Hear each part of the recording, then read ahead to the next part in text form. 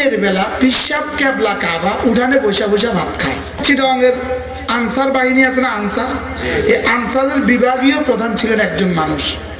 তিনি আমাকে নিজে বলেছেন, তিনি এখন দেশের বাইরে আছেন, তিনি আমাকে নিজে বলেছেন তিনি ছিলেন আনসারের বিভাগীয় প্রধান।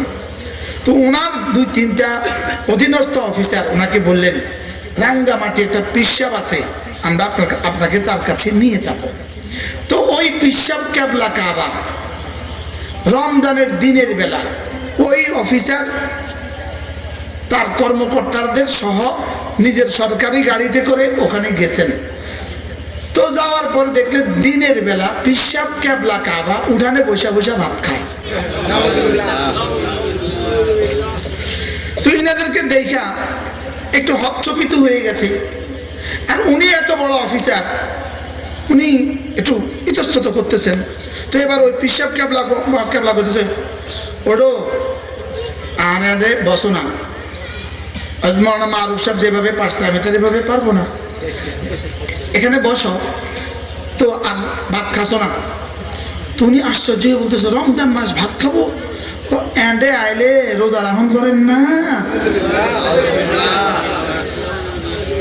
তাহলে উনি প্রমাণ দিলেন যে এর ইমান নাই, এই জন্য রোজা রাখুন পড়ে না। বলেন ইমান না থাকলে রোজা রাখুন পড়ে না, ভাষা হইতেছে? ইমান না থাকলে রোজা রাখতে হয় না, আর ইমান থাকলে রোজা ছাড়তে পারে না। কি বলছি মুখস্থ করেন। আর ইমান থাকলে রোজা ছাড়তে পারে না। ট্রাম্পের কত টাকা দিলে ট্রাম্প রোজা রাখতে পারবে?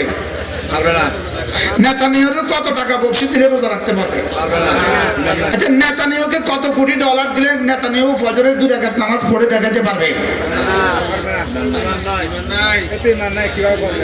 তাহলে বলেন ইমান থাকলে বলেন নামাজ রোজা ছাড়তেই পারে না। ইমান থাকলে নামাজ রোজা ছাড়তেই পারে না, আর ইমান না থাকলে পড়তেই পারে না। ব্যাস,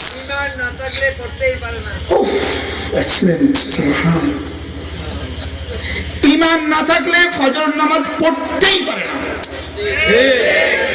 বলেন কি বলছি বলেন। এই যে আমাদের এই বাচ্চাগুলো দেখেন, 6 বছর 7 বছরের বাচ্চা, জিজ্ঞেস করেন, প্রতিটাকে জিজ্ঞেস করেন কোনদিন মাদ্রাসা থাকাকালীন ফজর ছুটছে নিজে কেন?